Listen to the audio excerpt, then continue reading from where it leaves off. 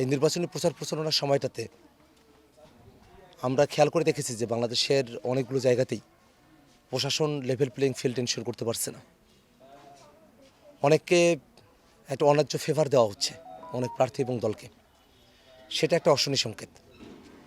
আমরা মনে করি আইনশৃঙ্খলা বাহিনীতে যারা আছেন তাদের এই সময়টাতে আরও দায়িত্বশীল ভূমিকা পালন করা প্রয়োজন। কয়েকটা জায়গায় কিছু মারামারির ঘটনা ঘটেছে। এটা সুষ্ঠু নির্বাচনের পরিবেশের ব্যাপারে আমাদেরকে উদ্বিগ্ন করে তোলে। আমরা প্রশাসন, বিশেষত নির্বাচন কমিশন, যাদের উপরে এই নির্বাচনের সময়টাতে আইন শৃঙ্খলা রক্ষা সহকারে নির্বাচনকে সুষ্ঠু করার কর্তব্য, তাদের আমরা অ্যাক্টিভ পার্টিসিপেশন চাই। আমরা তাদের একটা কার্যকর ভূমিকায় আমরা তাদেরকে দেখতে চাই। এবারের যে নির্বাচন, সে নির্বাচনে পেশি শক্তির ব্যবহারের আশঙ্কা সর্বত্র বিরাজমান। আমরা শুনেছি অনেকগুলো জায়গায় যে একটা দলের প্রার্থীরা জনসমর্থন না পাওয়ার কারণে তারা কেন্দ্র দখল করার তারা মানসিকতা প্রকাশ করেছেন। জনসমর্থন নাই, এখন কেন্দ্র দখল করে তারা ভোটে জিতে আসবেন, এই পরিকল্পনা যারা করছেন তাদের ব্যাপারে বাংলাদেশের জনগণ আওয়ামী লীগের সাথে যা হয়েছে ঠিক একই ধরনের পরিণতি তাদের সাথে হবে, এটাই বাংলাদেশের জনগণের পক্ষ থেকে সিদ্ধান্ত। আমরা দেখেছি যে আওয়ামী লীগ যেভাবে বাংলাদেশে ভোটের যে আমেজ সেটাকে নষ্ট করে দিয়ে, জনগণের অংশগ্রহণকে বাদ দিয়ে শুধুমাত্র নিজেরা কিভাবে ক্ষমতায় থাকবে সেজন্য ভোট চুরি করা থেকে শুরু করে নিয়ে একদলীয় নির্বাচন করা এবং একটা ফ্যাসিজম তৈরি করার দিকে তারা যেভাবে অগ্রসর হয়েছে, একই ধরনের চিন্তা যদি কোনো রাজনৈতিক দল এখন করে থাকে তাহলে তাদেরকে আওয়ামী লীগের যে পরিণতি, সেই পরিণতির জন্যই অপেক্ষা করতে হবে। আমরা খেয়াল করে দেখেছি মামলা বাণিজ্য এই নির্বাচনের সময়ে খুব মহামারী একটা রূপ ধারণ করেছে।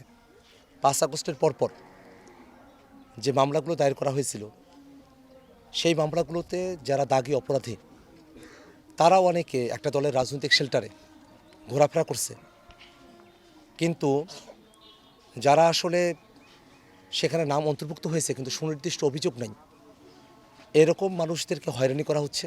মামলা আছে, এটা ভয় দেখানো হচ্ছে এবং একটা ফাঁদ পাতা হয়েছে। একটা দলের পক্ষ থেকে মামলা বাণিজ্য করে কিছু লোকজনের জন্য একটা ফাঁদ পাতা হয়েছে। সেই ফাঁদে তারা তাদের কাটকে ফেলতে চায় এবং সেই কাজটা তারা করছে। এটা আমার এলাকাতেও করছে, অন্য এলাকাগুলোতেও এটা করছে।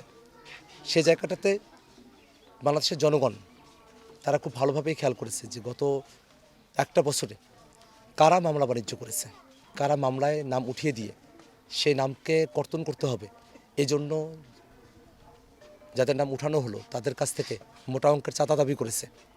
চাঁদাবাজির রাজনীতি কারা করেছে সেটা বাংলাদেশের জনগণ জানে এবং এই বেএনসিপি কার্যক্রম যারা করছে তাদের বিরুদ্ধেই এবারের ভোটে জনগণ তাদের সিদ্ধান্ত জানিয়ে দেবে।